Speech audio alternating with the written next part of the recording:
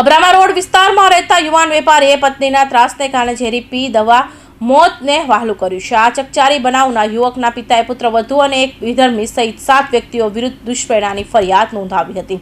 આ ચકચારી બનાવમાં ઉત્તરાયણ પોલીસે શીતલ અને મોહસિન ઉર્ફે ટાઈગરની ધરપકડ કરી છે। ઉત્તરાયણ પોલીસ સૂત્રો દ્વારા પ્રાપ્ત વિગત મુજબ મૂળ રાજકોટના ગોંડલનો અને હાલ અબ્રામા રોડ ઉપર પંચતત્વ રેસિડેન્સીમાં રહેતા મનસુખ ટપ્પુ સાટોડિયા એમ્બ્રોઇડરીના કારખાનામાં સુપરવાઇઝર છે। ઓનલાઈન કુર્તીનો ધંધો કરતા તેમના નાના પુત્ર જયદીપે ગત તારીખ 30 ઓક્ટોબર 2023ના રોજ શીતલ લાલુ રાઠવા સાથે પ્રેમને લગ્ન કર્યા હતા। લગ્ન કર્યાને હજુ 2 મહિના થયા હતા ત્યાં જ શીતલ પતિ જયદીપ અને નાની વાતોમાં ઝઘડા કરીને માનસિક ત્રાસ આપતી હતી।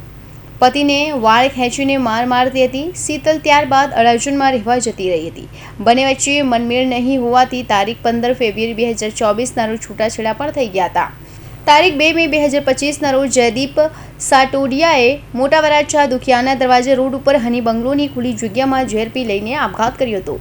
મૃતક જયદીપના પિતા મનસુખ સાટોડિયાએ શીતલ સહિત 7 વિરુદ્ધ આપઘાતમાં મજબૂર કરવા બદલ ફરિયાદ નોંધાવી હતી। ઉત્તરાયણ પોલીસ મથકના પીઆઈ ડીયુ બારડની સૂચના મુજબ સર્વેલન્સ સ્ટાફે નર્મદા જિલ્લાના સાગબારા ખાતે રહેતા શીતલ લાલુ રાઠવા અને નવસારીના મોહસિન ઉર્ફ ટાઈગર હનીફ મેમણની ધરપકડ કરી હતી। મારું નામ નરેન્દ્ર ડોબરિયા છે। બનાવ જયદીપે 4 તારીખે દવા પીધી। બીજા દિવસે અમે એની બધી અંતિમક્રિયા પતાવીને અમે એના વિડીયો એના ફોન તપાસતા એમાંથી વિડીયો મળ્યા અને એની ગાડીમાંથી એક સુસાઇડ નોટ મળી। એ જોતાં અમને ખબર પડી કે એની પૂર્વપત્ની શીતલ અને એના મિત્રોએ ભેગા મળી અને એને શારીરિક અને માનસિક ત્રાસ આપેલો, જે તેનાથી સહન ન થતો તેને આત્મહત્યા કરી હતી।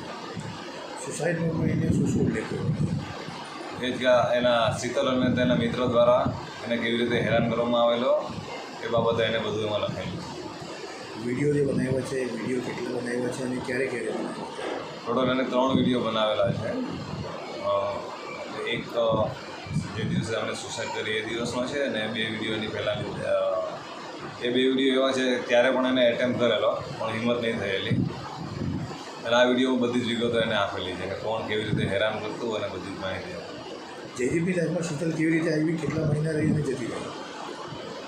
એ બંનેના પરિચય કેવી રીતે થયો તો વધારે ખ્યાલ નથી મને, પણ 2023 30 ઓક્ટોબર 2023ના દિવસે એ લોકોએ મેરેજ કરેલા અને 2 કે 3 મહિના સાથે રહેલા। પછી બંને 15 ફેબ્રુઆરી 2024ના દિવસે છૂટા થઈ ગયેલા અને એના વિડીયોઝ અને બીજી બધી એના ફોનના રેકોર્ડિંગ્સ જોતાં અમને ખબર પડી કે જે લગ્ન થયેલા હતા એ પણ શીતલે બળજબરીપૂર્વક કરેલા, એને ઇમોશનલ બ્લેકમેલ કર્યું। એ જ્યારે શીતલ સાથે અહીંયા ડિવોર્સ થઈ ગયા હતા ત્યારે પછી શીતલ અહીંયા આવતી હતી? હા, એ રોજ અહીંયા આવતી અને અહીંયા ઘરના લોકોને ધમકાવતી, ઉપરથી પડી જઈને સુસાઇડ કરેલી છે એવી રીતે ધમકાવતી। એ સિવાય દહેજ અને એસોસિટીના કેસમાં તમને બધાને ફસાઈ દેશે એવી ધમકીઓ પણ આપતી અને આ બાબતે 2024 જૂન મહિનામાં ઉત્તરાયણ પોલીસ સ્ટેશનમાં ફરિયાદ પણ થયેલી છે।